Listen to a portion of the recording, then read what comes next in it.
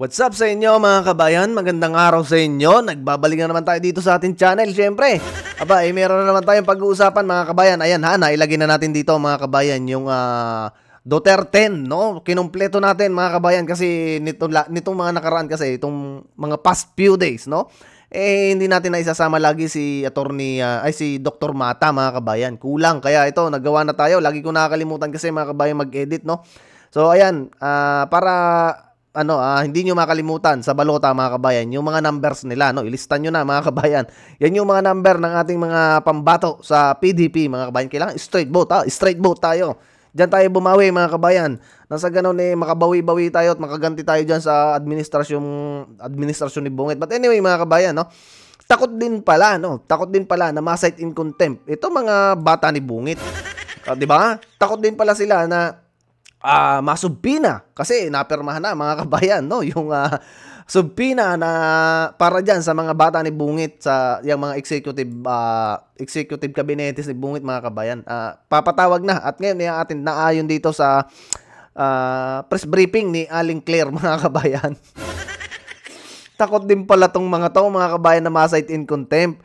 At maliban dito, no, mga kabayan, nga pala, bago ko makalimutan, maraming salamat nga pala mga kabayan sa mga bagong subscribers natin. Sa mga hindi pa, inaanyayahan ko kayo na mag-subscribe. Sa ganun mga kabayan, maging updated kayo sa mga video inilalabas natin. Bago muna dito tayo dumako kay Attorney Claire, no? Pakinggan muna, pakita ko muna sa inyo mga kabayan, rin sa ICC nare. Ari pala mga kabayan, nagbitaw na, no? Ayan, Hungary withdraws from the ICC. This is no longer an impartial court. Kita mo mga kabayan, yung Prime Minister ng Hungary. This is no longer an impartial court, a rule of law court. Kita mo. Kasi napapansin nila mga kabayan, talagang napupolitika, no? But rather a political court. This very important court has been diminished to a political tool. And Hungary wishes to play no role in it. Kita mo mga kabayan? Sabi ko na marami yung nangyari na yun kay PRRD mga kabayan. Kumbaga, isa din niyan. Siguro sa nakita-kita niya sa vision niya na pag tayo pumunta dyan, sa international court na yan, na laging noon pinariringgan tayo, for sure, magkakaroon mga kabayan dyan ng, kumbaga, ganyang pagtingin, no? Diyan sa ICC. Good news to mga kabayan kasi nagigising na itong ilang mga leader, no? Itong isang leader na to ng Hungary na mag-withdraw diyan sa ICC kasi nga mga kabayan, kita ninyo, di ba?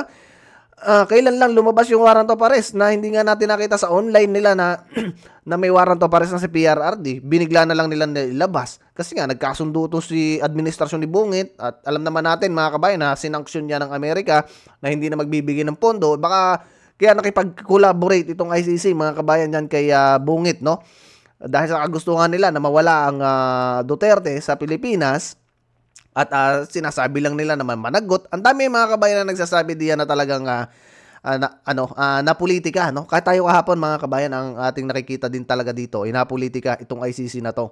Kasi wala nang jurisdiction, yung ibang mga abogado sinasabi meron, pero ewan ko mga kabayan, sa dami ng pwedeng nilang sabihin na merong ginawang crimes against humanity. Pero itong kay PRRD mga kabayan ang kailang inuna, hindi yung mga big time. Kasi walang traidor doon sa mga bansa na yon mga kabayan, unlike dito sa ating bansa, no?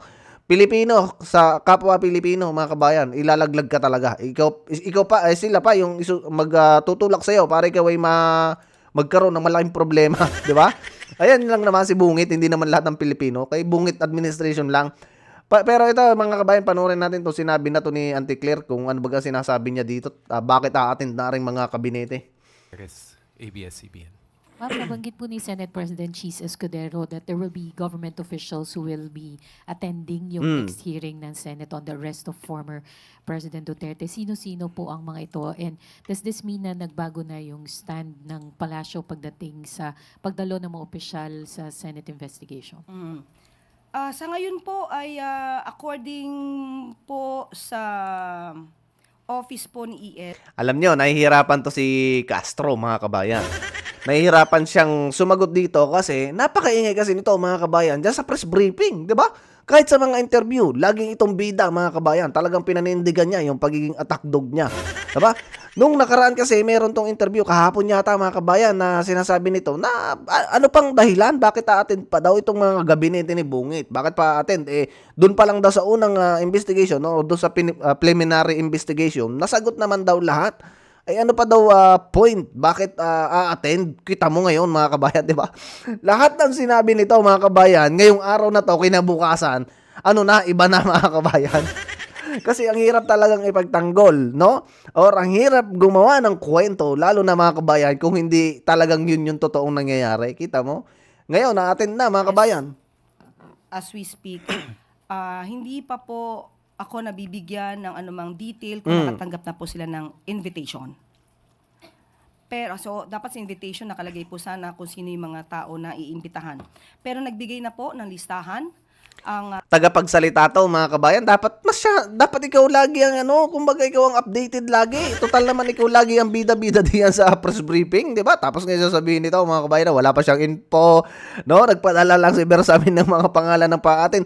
Automatic na mga kabayan noon pa, no? Nagpadala na si Amy Marcos mga kabayan ng sulat, 'di ba? Si Amy nga mga kabayan ni ewan ko dito hindi ito naging updated sa mga nangyayari mga kabayan. Baka kasi sala na naman baka na naman kumbaga mabutata na naman siya mga kabayan kasi nung una sinabi niya na ano pang point, bakit na-attend? Dahil kailangan din na umattend. Ngayon, siya rin na na-attend na mga kabayan. Kasi ma-showcase order, pagka hindi pa mga kabayan nagkaigi ang showcase order niya, cite in contempt, di makukulong ang mga kabinete for the first time sana mga kabayan. May makukontempt at sana, no? Ngayon, pag-attend na to mga kabayan, itong mga kabinete ni Bungit, at talagang yung sagutan ay halatang-halata na talagang sinungaling, no? Ayaw sabihin yung totoo. Isite in contempt na agad mga kabayan maalin kung sino senador dyan mga kabayan na magmumove, si Alan Cayetano, si Bato de la Rosa, or di kaya si mga kabayan, si Senator Bongo, kahit sino dyan mga kabayan, pabor tayo kung sino yung mag-site in contempt. Para na sa ganon, makabawi tayo mga kabayan. Ang Office of the Executive Secretary, yung maaaring dumalo po sa nasabing hearing. Isa pa mga kabayan, pasensya na kayo kasi ganado tayo dito mga kabayan. Bakit kaya ito si Claire, no? Bakit kaya ito mga kabayan na hindi umattend dyan? Sa dami mga kabayan na sinasabi nito, ang dami nitong alam, di ba? Sa mga nangyayari, lalo na dyan sa nangyayari kay PRRD kasi lahat mga kabayan na simula nung naupo yan dyan bilang Yusek, no? Wala nang ibang tinalakayan mga kabayan. Pagka-usapan Duterte, mga kabayan, matik yan. Ang dami niyang sagot. Napakarami niyang sagot. Sagot agad mga kabayan. Dapat ito ang ipatawag, no? Isa rin to sa ipatawag kasi napakarami itong alam mga kabayan. For sure, no? Maraming information tayong makukuha dito kay Claire pagka umatin to sa Senado. Nakalista po rito si Secretary Jesus Crispin Remulla ng DOJ. Prosecutor General Richard Anthony Fadulion and Chief State Counsel Dennis Arvin Chan. Makakasama at nilagay din po namin sa listahan si Department of Foreign Affairs Secretary Enrique A. Manalo. Philippine Center on Transnational Crime Executive Director Alcantara. PNP General Romel Francisco Marbil and General Nicolas Torre. Yon mga kabayan ng mga attend, yan yung mga attend sa pangalan nito, yung pagpapatawag na yun ni Amy mga kabayan, nadali tayo dito sa commercial na to. Ayun, sila yung ipapa-attend mga kabayan. Matik na na talagang magkakaroon ng attend sa sunod na hearing kasi nga siguro napag-isip-isip nila na talagang kailangan ninyong umattend kasi marami talaga ang nagtatanong kung bakit sila mga kabayan na hindi sumasagot, no? Sa doon sa pangalawang pagpapatawag. So ngayon, attend na sila mga kabayan kasi nga magkakaroon ng show-cause order, pangalawa, masasite in contempt. Takot din yan mga kabayan na makulong, no? Yan yung isang the best kung yan yung mangyayaring ganyan. But anyway, napakinggan natin mga kabayan itong sinabi ni Manny Piñol, no? Kung bakit nagkagulo-gulo. Kung sino ba mga kabayan na ulo o punot dulo mga kabayan na pagkakagulo-gulo sa ating bansa. Pakinggan natin mga kabayan si Piñol.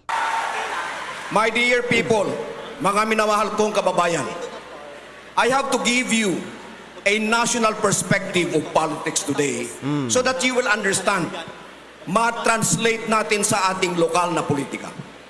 We are a nation in crisis. Ang utang natin is 16.3 trillion pesos.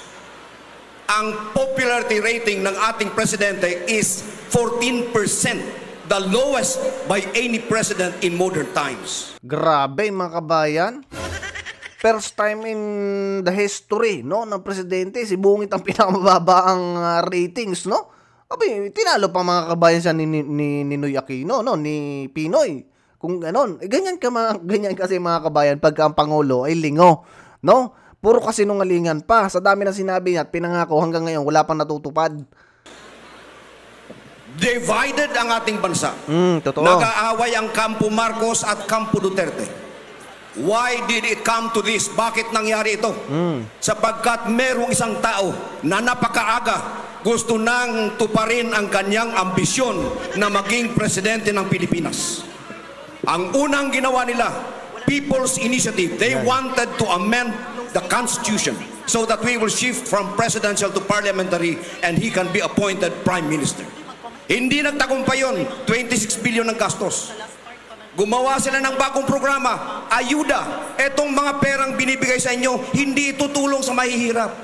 Ito ay pambili ng boto natin para yung kanilang kandidato sa lokal ngayong eleksyon ay mananalo in preparation for 2028.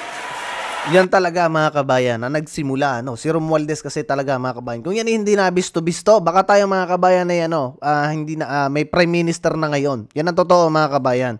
Diba? Kung hindi na bisto-bisto yung mga pinamimigay mga kabayan na pamphlet na sa mga barabarangay na pinapipirmahan, baka yung iba sa inyo dyan mga kabayan nakapirma doon. Pero kung yun ay hindi na bisto, ano kaya mangyayari sa bansa natin mga kabayan? Mag-iiba na yung direksyon ng bansa natin for sure.